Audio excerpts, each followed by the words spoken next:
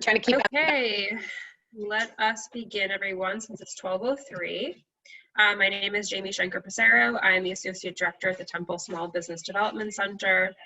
This is a webinar series intended to support small tourism and hospitality businesses navigate unprecedented times as a result of COVID-19 by exploring topics related to operations, health and safety, marketing, risk management, contingency planning, and innovation. We hope to provide meaningful and relevant insight in relation to current small business issues to help you understand and respond to the changing landscape.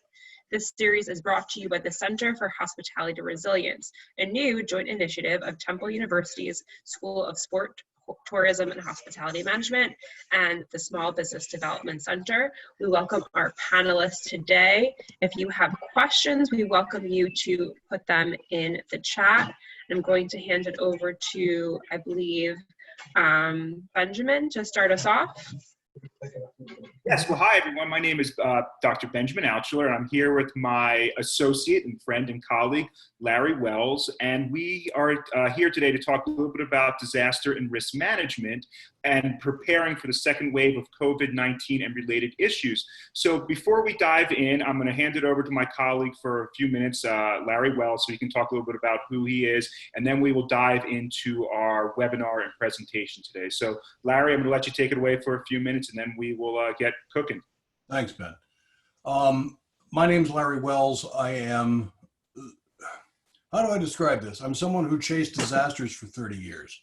The first 20 or so are with network news organizations, and the last 10 with the American Red Cross documenting their disaster response organization. That process taught me a lot about how disasters happen, how we prepare or don't prepare for them. And so I started to develop a course on how to better prepare for disaster, how to plan for it, recover from it, and eventually mitigate disasters. And that's what prompted this combination. Ben asked me to come up to Temple and to teach the course. And now it's become the course and seminars and the other. We've had a heck of a year so far. Let's see, a presidential impeachment, a viral infestation that's become a pandemic, and the promise to have one of the greater hurricane seasons of all time, and it's only July. So at this point, we probably ought to get started. We've got a lot of material to cover in a very short period of time. Ben? All right, so I'm going to start off first by kind of just diving into what we know is going on and just some of the statistics and facts out there about what we know now is called COVID-19, or as some people refer to it as the coronavirus. So hopefully everyone's aware of a lot of this intro material, but I do think it is important that we do this to kind of set what's going on. So let's talk a little bit about the coronavirus, also known as COVID-19. So first off, what do we know about this virus? First off, we know it is highly transmittable.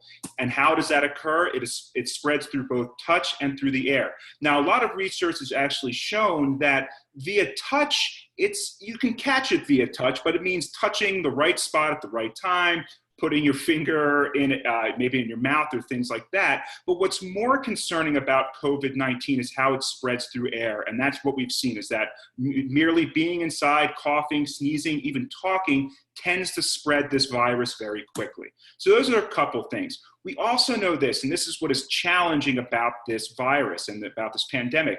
There is currently no known vaccine for COVID-19 or the coronavirus. Obviously things are progressing very fast with this, but at the moment, it seems like we're at least 6-7 months out from something being developed. And even with that, we have to produce enough of it so everyone in the world can, in a sense, take this vaccine. The other issue as well is that there is no fully approved treatment. I'm sure we've seen a bit of some of the news come out that there are some treatments that seem to reduce the death rate, but ultimately nothing really helps with this pandemic and with this virus. A couple other things we do know about kind of limiting the spread of COVID-19, and this is where some of the challenges come, especially for the travel and tourism industry. First off, we know that social distancing of at least 6 feet is key. Now, again, why is that challenging? For one thing, with travel and tourism, we're often in a lot of enclosed places, whether it's restaurants, museums, hotels.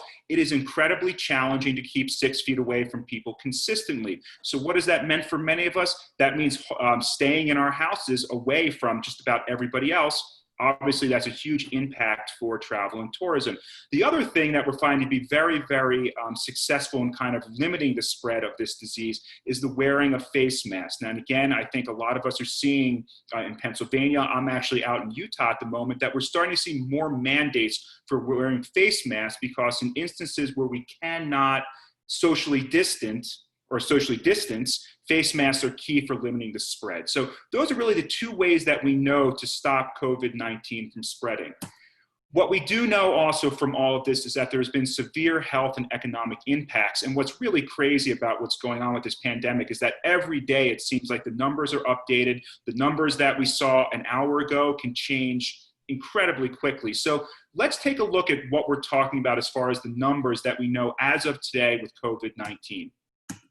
First off, from an economic standpoint, this virus has been highly devastating.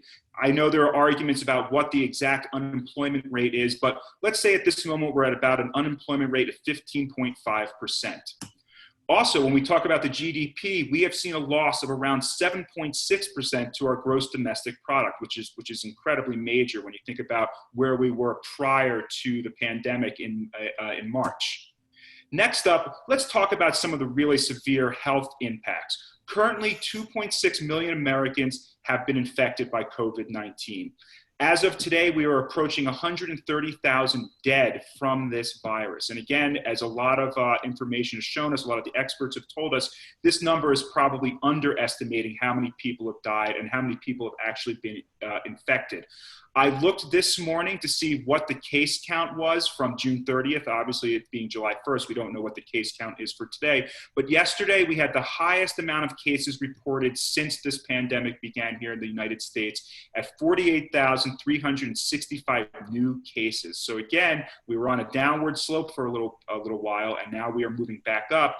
And as of on June 30th, we had 1,300 deaths. And we'll talk a little bit more about why that number is most likely low. And here's another interesting piece when we think about the overall impact here in the United States. Only 2 states are really seeing a decrease in the number of cases according to how we should think about reopening. So again, that means either out of 48 states, either most are seeing some sort of increase or are remaining stable with their number of cases. So again, we don't really have this thing under control. So let's take a look at Pennsylvania, because I think one of the most important things for us to think about with this virus, when we look at these national numbers, is that the impacts are different no matter where we are in the United States. Here, we'll talk about Pennsylvania in a little bit. We've had roughly 90,000 cases. If you go to more sparsely populated states, you're going to see a lot less. And this is very challenging because when it comes to recovery, which we'll talk about, we oftentimes rely on other states, other areas, not right around us for supplies. And if they're not open, but we are, that could be a huge issue.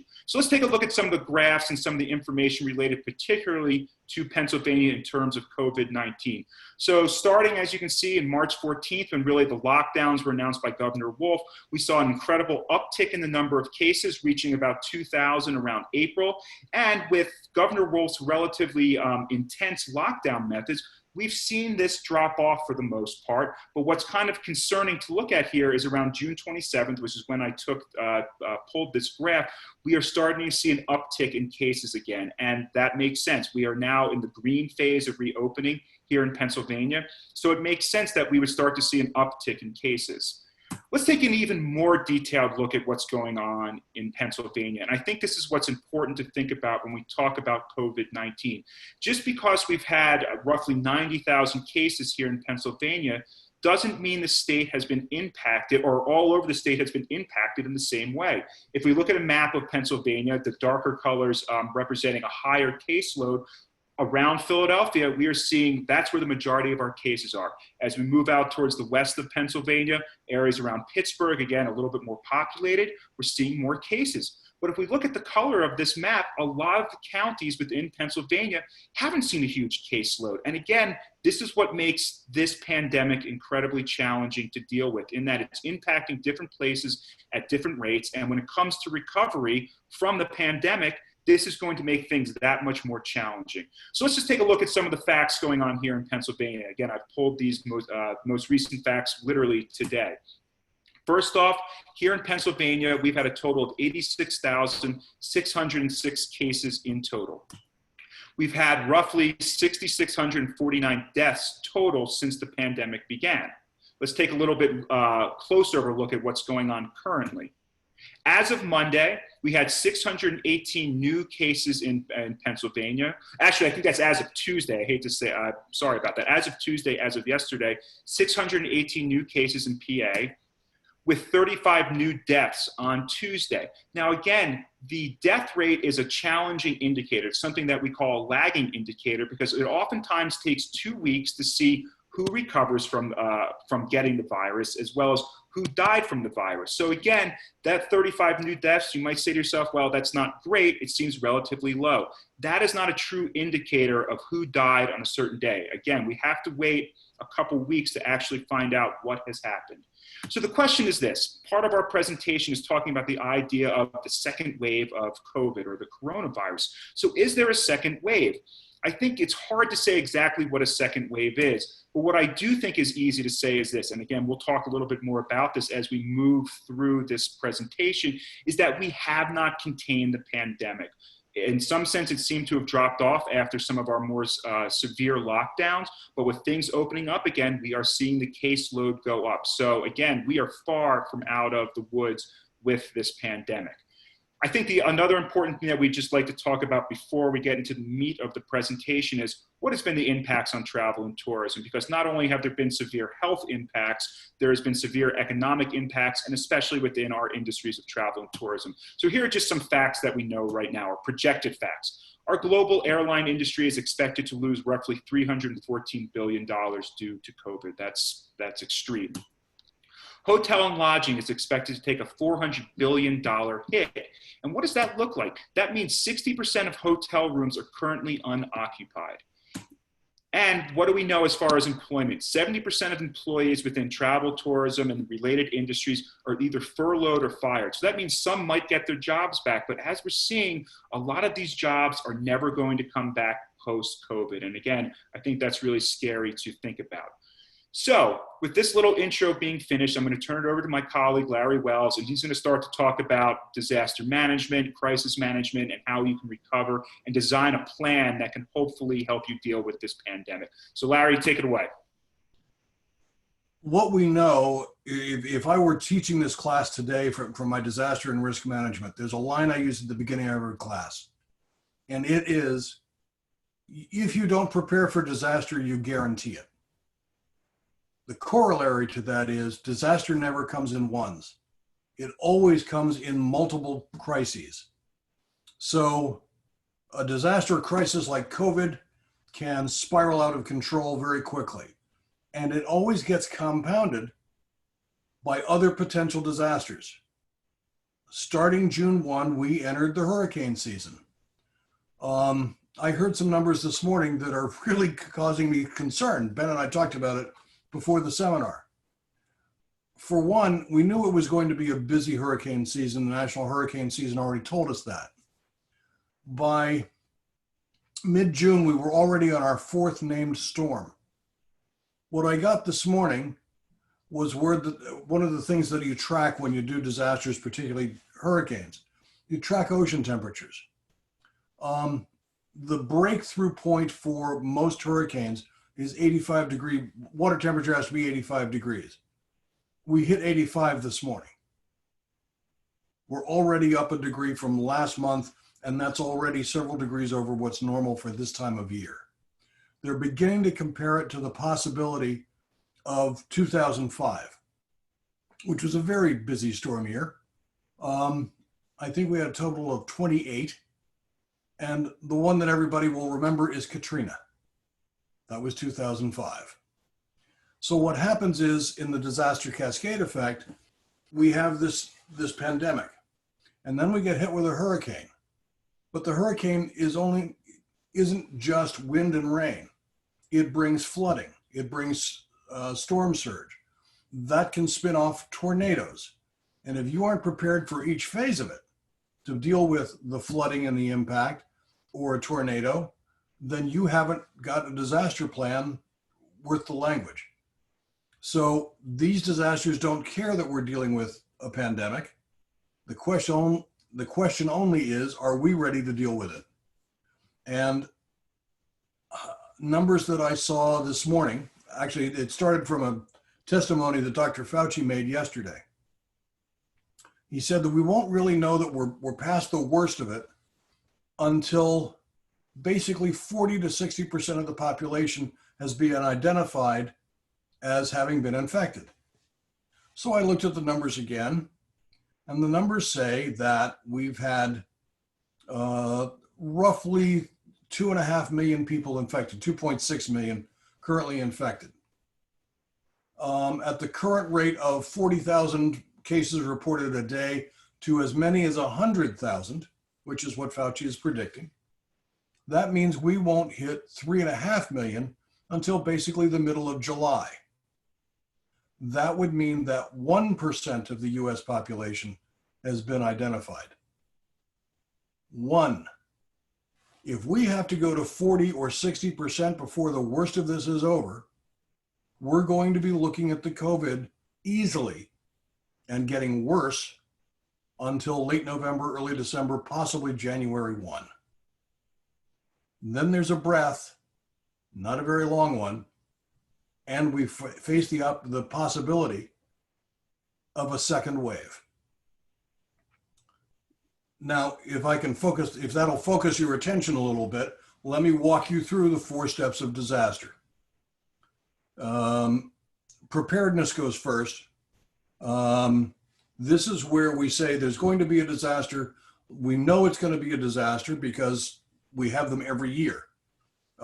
So how do I prepare? I get a checklist. I know what I need to do the maintenance on my mechanical systems if I'm running a hotel or a restaurant. I make sure that I have all of the pieces in place to make it easy. The response happens when the storm arrives, and that response says, okay, the police and fire and rescue are going to handle things first, and they'll be followed by the Red Cross, and they'll be followed by the National Guard. And that response phase lasts as long as is necessary to get emergency food supplies, blankets, cleanup kits, and have people sheltering either in place at home or in civil shelters, which are run in almost every disaster. The next phase, which is recovery, is when we say, okay, things are beginning to get back to normal. And from recovery, we go to mitigation, which are the steps that we take to make sure that the next time this happens, it isn't as bad as what we've just gone through. Going to preparedness. One of the key elements of preparedness, therefore, is being able to anticipate what's going to happen next. We create stockpiles of our needed supplies.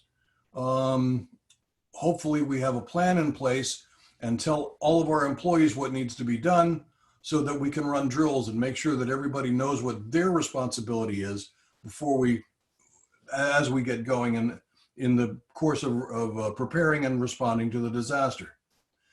Hopefully we're coordinating with our plans with the local emergency department, whether it's your city, town, county. Some of them are quite complex. Some of them are only run through the city government, or some of them are run through the local chamber of commerce. But we need to be part of that plan. And situational awareness, paying attention to what's going on around you. If the water is suddenly starting to rise in the creek behind your restaurant or hotel, perhaps it's time to pay a little attention as to, do we have a lot of storms coming? The next I would say would be employee contact information. I know that sounds like a phone tree, and that's a valuable thing to have, but do you have mailing addresses? Do you have email addresses? All of the information you may need to reach out to them just in case disaster response goes into the months or longer, just as we're facing right now with COVID. And finally, your maintenance contacts. These are the people who will be running and repairing your equipment. I'll tell you one of the things that was most common during the 2005 storms were in Sandy. New York and Philadelphia and some of the other areas were hit primarily with high-rise disasters for the first time. The problem is that in a high-rise building, the first thing that you do is the elevator goes down, locks itself onto the lobby, so that firefighters and other emergency responders can come to the scene and have access to the elevator. The problem with that is, what if it floods? Now that flood's going to come through your lobby, it hits your elevator, you've now completely destroyed the elevator from the standpoint of it being usable. And unfortunately, an elevator is not an easy thing to replace. So having your maintenance contacts lined up is an important thing. They can move quickly or even before to make sure that everything's in place. And finally, your insurance policies and financial information. Keep copies of it with you I tend to think in terms of evacuation. And you need something to have with you so you have all of your information with you. Keep copies of insurance policies, bank information, all of your employee information and so forth. Keep it on a thumb drive if you want, or keep hard copies that get stored someplace other than your place of business so that you've always got them in the event of an emergency. And finally, data backup. More and more, we are dealing with all kinds of private information of our clients, of people who are staying at our hotels, who are part of a, say, friendly flyer situation with the airlines, or restaurant loyalty programs. All of that information is out there to be tapped. You don't want to lose it, and you don't want anyone else getting it. Make sure you have a data backup, excuse me, so that when you are ready to start business again, you have all of the information you need. This takes us to the response phase once a disaster is underway, once the storm hits. Again, anticipate. The plan must activate before the disaster and crisis, not during, not on its first onset, because you want to know that you can move people out of danger, that you can have your business prepared for a disaster, not when it hits, before it hits. Do you have all your stockpiles ready? It may be food, it may be laundry, it may be, who knows, liquor goods if you want. Do you have blankets in the event of an emergency in case you have to store everybody in place where you are? Are your employees aware of how the business operates and their role in the event of an emergency? How their role may change. Maybe you're not just a housekeeper anymore. Maybe you're helping evacuate a floor of a hotel. Maybe you're not just a waiter or a busboy. You're helping move people past, say, a fire in the kitchen. Where do you take them? How do you do them? And how do you account for the people that may be guests at your restaurant? Does everybody know the communication channels that need to be followed? By that I mean, do you have your cell phone with you? Is there an area where everybody meets? Is there a number that you press so that everybody knows where you are, you've checked in and you're all right? More importantly, that they have checked in and they're all right. The tough part is knowing that in response, it can last for months. When Hurricane Sandy hit, less in the Philadelphia area than up on Long Island, I remember making my first food delivery run the last week of October, the week before Halloween. We made our last one in the middle of January. There were still people who needed to be fed. There were still people who needed to be cared for. So know that it can last months. We've been in this phase for COVID since mid-March, and we're looking at a response and recovery time. It could be January. We have to plan for the longer term. Sorry. Go ahead. So in planning recovery begins after the response Typically, it means the return to normalcy. It means the utilities are back online, the buses are running, the subway is running. Police and fire are responding normally to situations rather than racing to cover each breaking situation typical of an emergency. If your staff was furloughed but protected, this is the time when they start to return to work and begin helping you clean up and get ready for the reopening. Your critical systems will be updated. Be that it may be maybe your mechanicals, your air cleaning systems, your elevators, all of these systems that provide you with normal operating procedures. They have to be updated, they have to be maintained, they have to be checked. The product and service lines examined. If you're a restaurant, have you had to change your menus? If you're a provider too, and I think this scenario where a lot of small business gets ignored. If you're a florist, if you're a laundry, if you're a bakery, you may be providing services to multiple hotels, multiple restaurants, and you have to make sure that you're in a position that your products and so forth are ready to go. We tend to forget of them as small businesses, but they're the major part of the travel and tourism industry. And finally, have you coordinated with the local government? This means that, as I said before, there may be a local government plan, there may be a county or a city or a township. Your plan could and should be drawn up with them in mind, so that if they're going to throw a curve, like face masks, like the 6 feet distance mandate, you have to be able to say, yes, I'm ready for that. I anticipated that. And hopefully you've been in conversation with them throughout the response and beginning of the recovery process.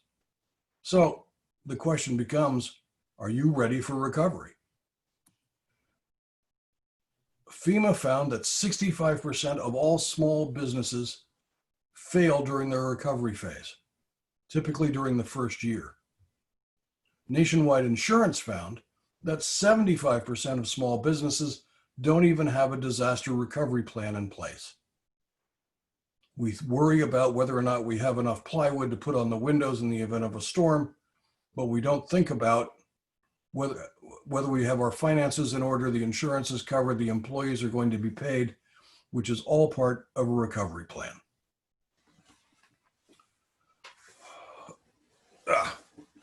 Sorry, this stool's a little awkward. So what are my initial goals? Primarily, it's to get stable, to get the operation and personnel back in position so that I can operate my business again. Data security, get your backup systems, make sure that your passwords are in place, that security is for the data is in place. Financially, talk to your stockholders, your banking and lines of credit to make sure that the money is still there. One of the things I noted as soon as the COVID the pandemic was declared, our man in Omaha completely liquidated all of his airline stocks. He did that because he anticipated exactly what's happening now. Nobody is traveling. I heard, excuse me, I heard this morning that Airbus just let 15,000 people go. They aren't even anticipating a huge demand for aircraft. And that's probably a year or more before they'll recover. So having your finances is key. And finally, communication. You need to be able to talk to your personnel. You need to be talking to the media. You need to be talking to clients. And you also need to be talking to your suppliers. Because let's say that your suppliers, your operation is in Philadelphia, but your suppliers may be in Lancaster, or maybe they're in Harrisburg, and they haven't been hit as hard as you have. So you want to make sure that they're still operating, that they're available to make sure to keep that supply line, those logistics going.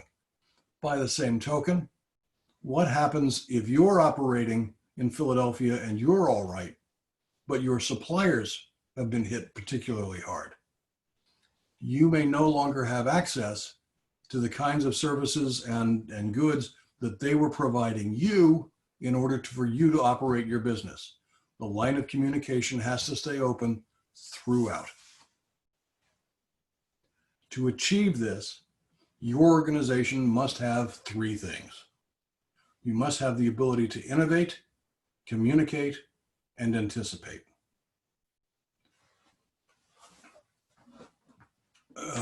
This is still for me, huh? Okay. As someone whose wife commutes to the city every day, whereas I work from home most of the time, COVID-19 forced many of us to suddenly begin working from home. Now we had to set up an office for her, my wife, in the upstairs, very nice chair. We had to back up our routers, set up 2 computers. She's having a great time, except that I'm here. How many of us could have anticipated this impact? Virtually none. How many of us were ready for this? Virtually none.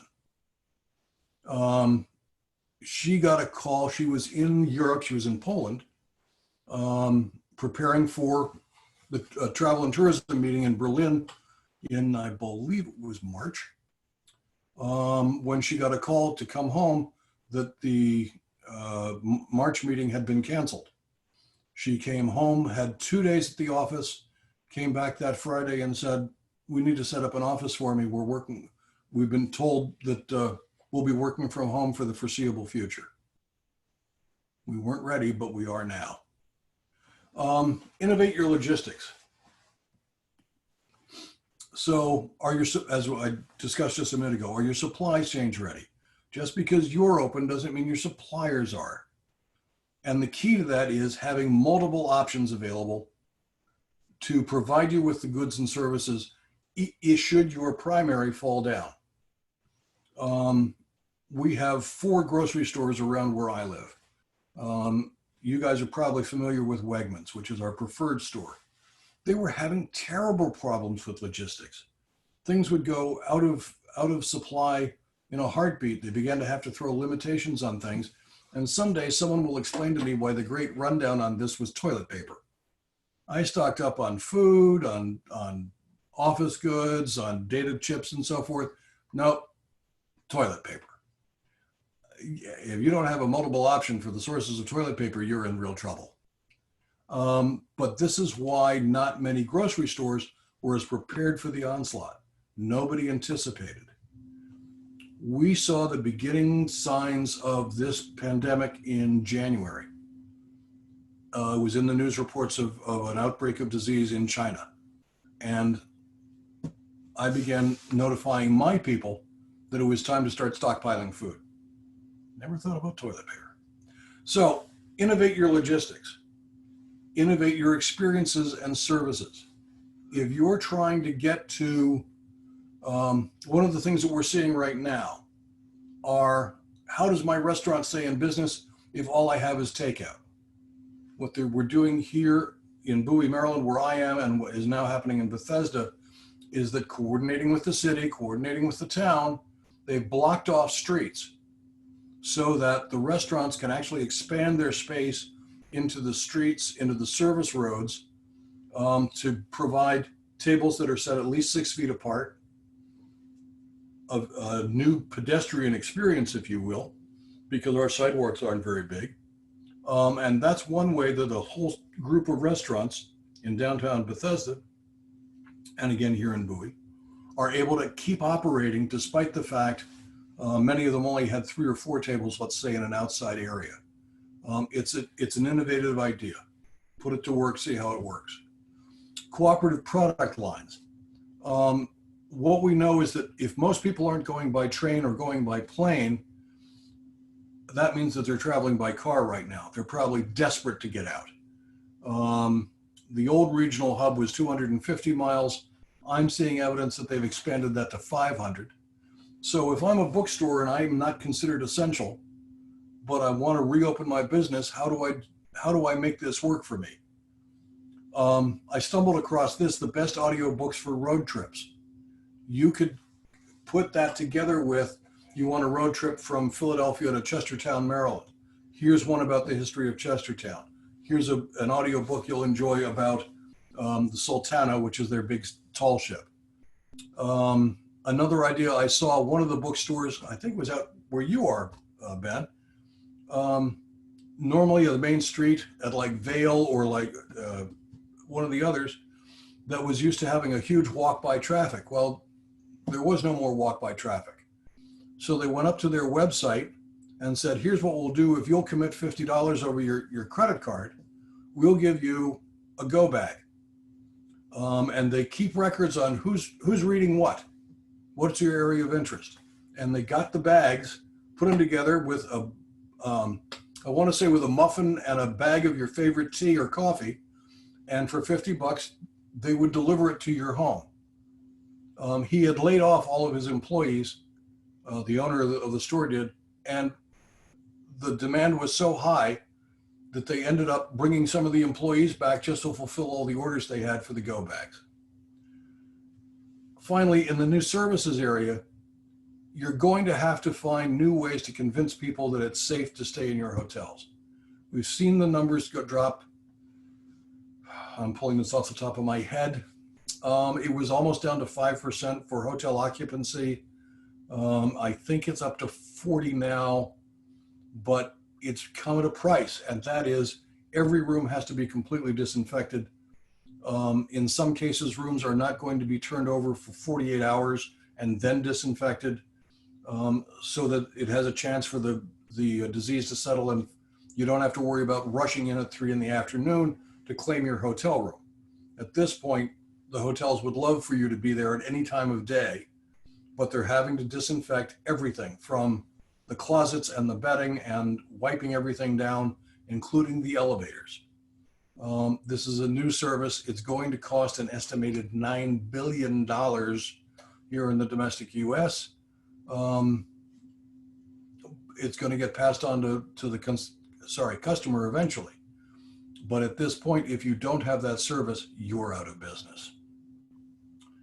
So the key now becomes communication.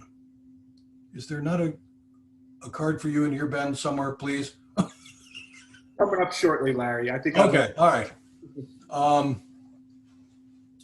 As a business, we need to communicate with our employees, both from the simple standpoint of, are you still there? If I'm a hotel, we saw the slide earlier that talked about small businesses going out of business within the first year of it being as high as 60% and then growing worse over the recovery time. The reason for that is our employees cannot stand by for months and months and months at a time without a source of income. They have bills to pay too. That's why the PPP program passed by Congress is so critical. However, they may decide that they can't even wait that long. So what happened following Katrina, what happened following Harvey, these are hurricanes, was that people simply got up and moved. Half of New Orleans ended up in Houston. A third of Houston ended up going somewhere else. The only way that we know the result is that when we're ready to open for business, our trained employees aren't there anymore. We have to go out and recruit new employees and train them all over again before we can go back in business. That further delays your recovery time. Communication gives us the chance to make sure that they are all right, that they're still there, reassure them. And basically the question becomes, are you okay? What more can I do for you? Where should we go next? That same communication needs to take place with your suppliers. Are you okay? Are you still in business? Are you in a position to supply us if I open my doors again? And you want to talk to your old or existing clients. I think of all the meetings that were scheduled for 2020, and some of them were huge meetings that suddenly were bailing out left, right, and center because nobody could travel.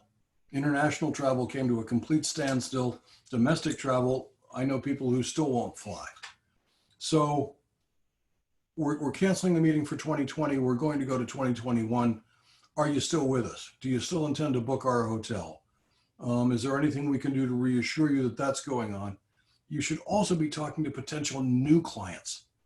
And that's all right, those new clients, just to reassure them that you're all right.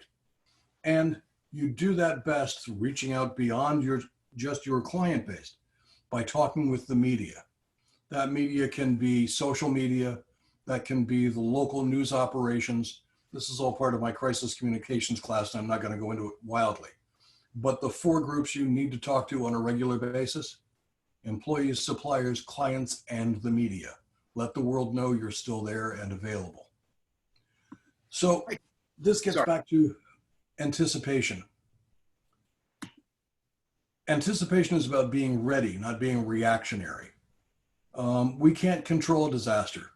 Even if you're completely prepared, you can't control how hard the storm's going to hit, whether it's going to hit you or the next guy. If it's going to be a pandemic, we already know we have no control over who it's going to touch. So the best we can be is not responding to it as it happens, but to be prepared for it before it happens. That means anticipation. We're seeing travel trends and preferences as a result of COVID. 60% of Americans are currently reluctant to use planes and trains. They're scared about being that close to somebody for a prolonged period of time. 63% want whole new cleaning protocols in travel. The last time I was overseas, which was 2 years ago, we went from a river cruise boat to, we went from the airplane to a river cruise boat to bus tours to walking around the city and visiting stores and things. All of that now has to be disinfected. And I think some individual countries probably, but it may be within the industry, will develop a badge or a symbol that you will earn that says, we have all the new procedures in place. This is how good we are. We've got the gold medal for cleanliness and orderliness, I guess. Regional travel is gaining in popularity. People are basically saying, I've got to get out of the house. So we're experimenting a little bit. We're going out we're driving to the beach even if we can't sit on it. We just want to get out in the open air. The national parks, I suspect, are going to be overrun with people trying to find a spot where they can breathe in some clean air.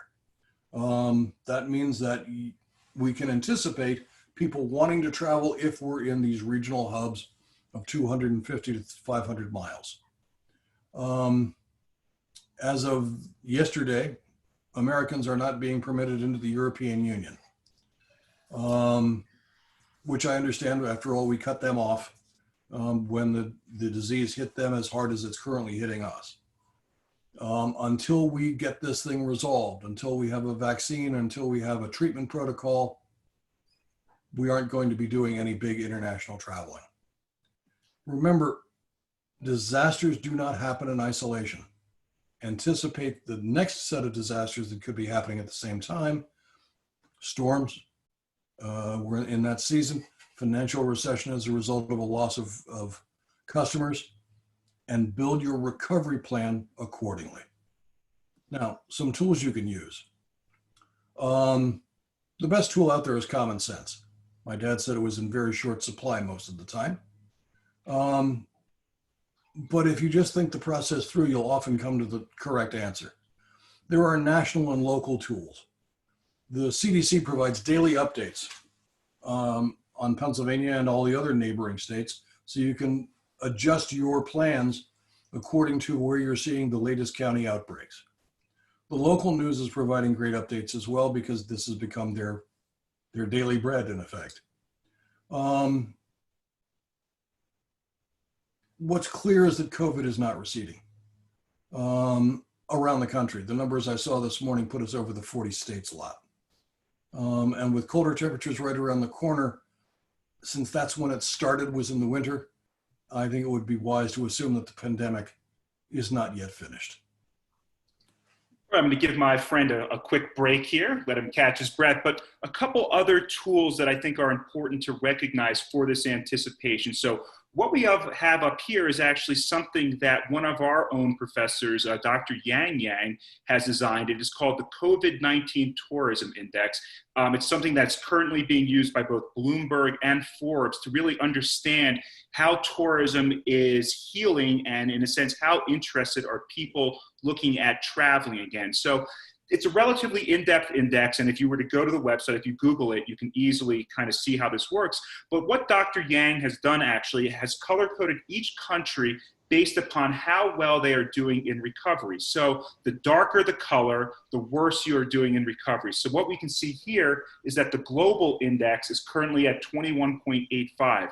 That's low, but compared to a variety of other countries out there, that's relatively high. If you look at the United States, for example, we can see that it's doing pretty well. If we look at some countries in South America, Brazil, Peru, places like that, not doing so well. So this index is really fascinating because we update it every week, and it tells you how much is open as far as hotels go in a certain country, how well airlines are running in certain countries, what is the case count looking like per country. You can also look at by, in a sense, continents. You can look at it by larger areas. So this is an excellent tool that you can continually look at over and over again to anticipate where are things currently going.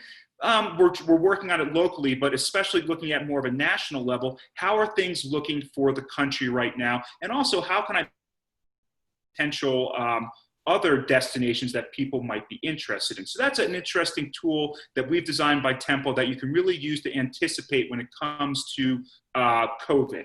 Now, as Larry has mentioned a variety of times, just because COVID is going on does not mean that there are other disasters and crises that are waiting to hit us, especially here in the summer.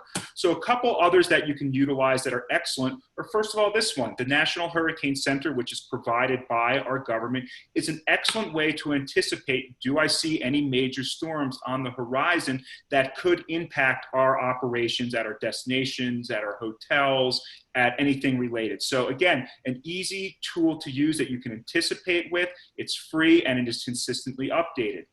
On top of that, we also have the National Severe Storm Laboratory. Again, in some ways, very similar to what we're talking about with the Hurricane Center, but as you can see from the visual here, it gives you an idea of the percentage chance of a storm hitting in certain places, what the track is, and what the potential area for impact is. So again, these tools aren't going to tell you exactly what's going to happen. We can never truly anticipate a pandemic or a disaster, a hurricane, a fire, whatever it is.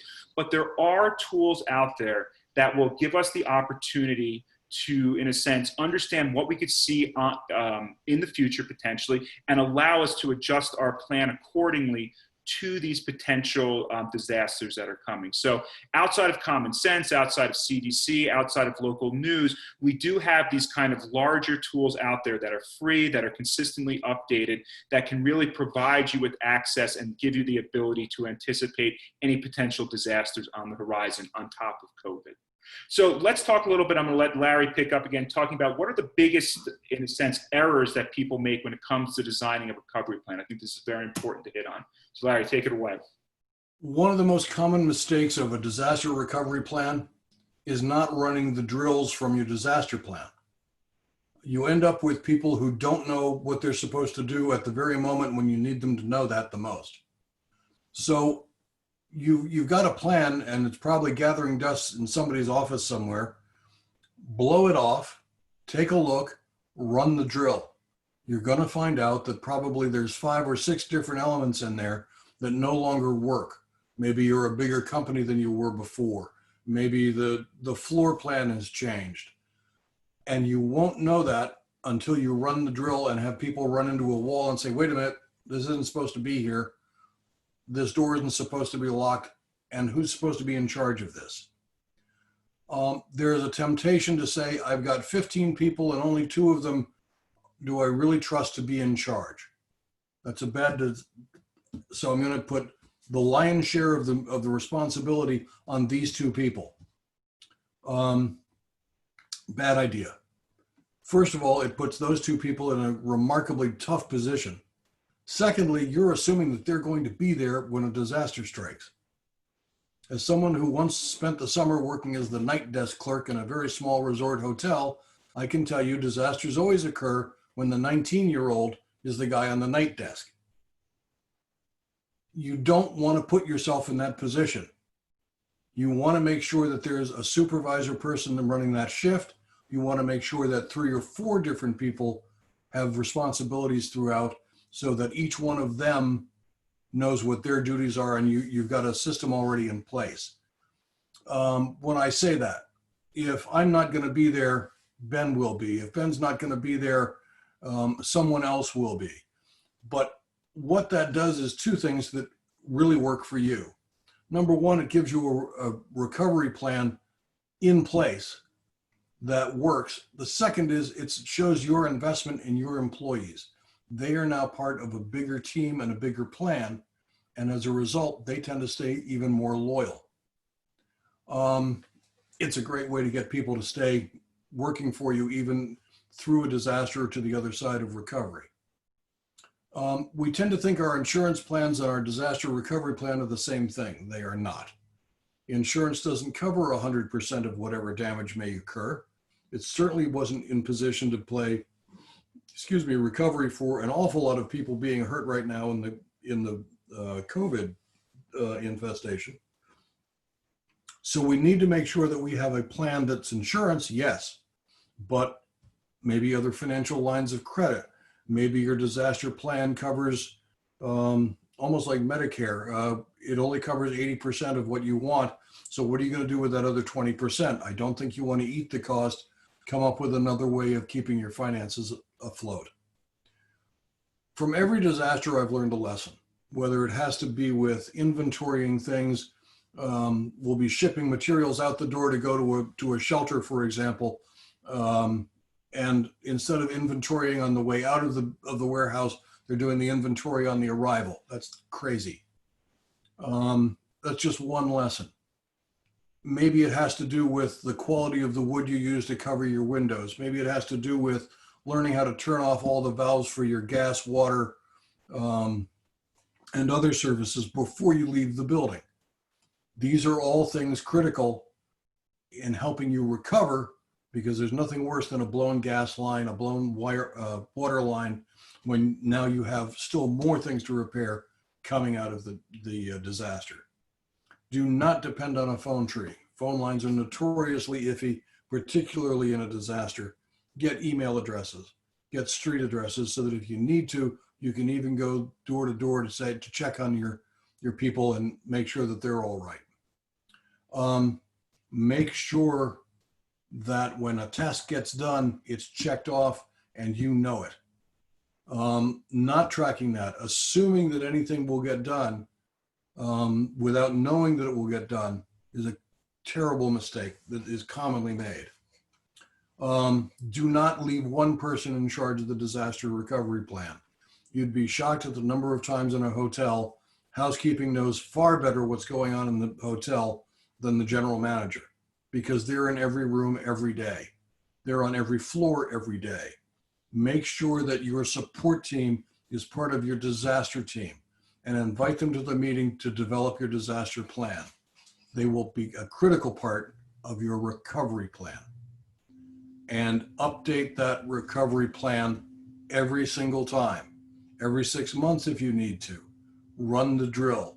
You'll find the holes in the recovery plan, in the preparation plan, and by the time you get it done, by the time you have a chance to really test it, is not going to be the time you want to know that there was, oh gee, I should have thought about that. You want it all done ahead of time. Anticipate. The final square of the final piece of the circle is sometimes the first part, and sometimes the last. It's mitigation. How can you improve on the organization, on the plan that you have? Improve your infrastructure. Make sure that your building has been reinforced, your retaining walls.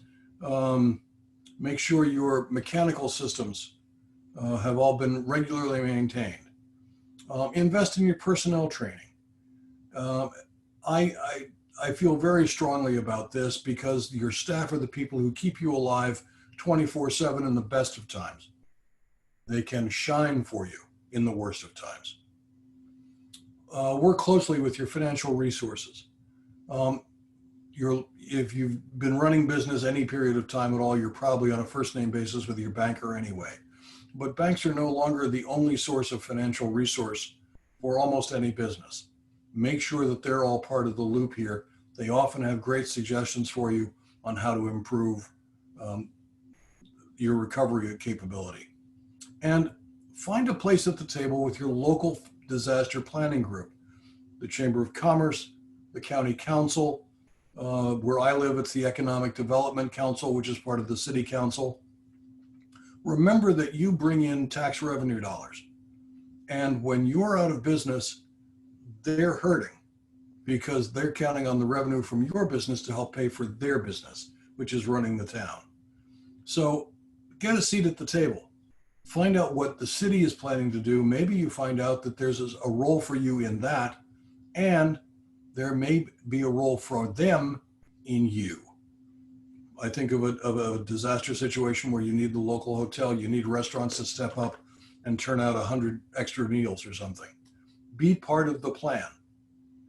Ultimately, it's all part of what we've learned about preparedness. And I hope that we've got some questions. I hope we've created some curiosity out there as to what else that we can be doing. Anybody? Ben? Any questions from folks?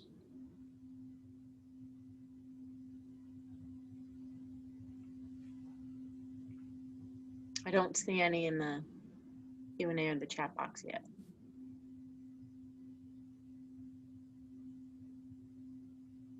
We've got some case of depression. I can see that. No, I'm not seeing any questions.